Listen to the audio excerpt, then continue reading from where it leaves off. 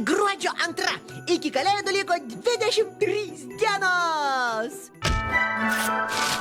Gruodžio 2 diena antradienis. Dienos ilgumas 7 valandos 41 minutė priešpilnis.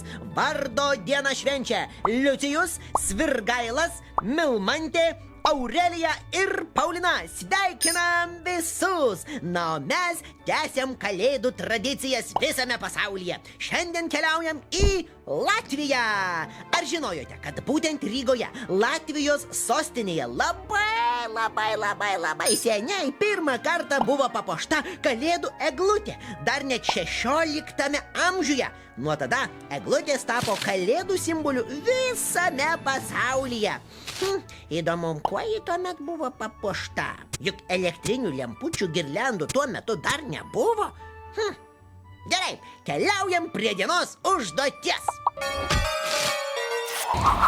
Didelę eglę lengviau puošti su visa šeima, ypač jei patys nepasiekėte viršūnės. Todėl šiandien kviečiu pasipuošti kalėdinę eglutę su visa šeima.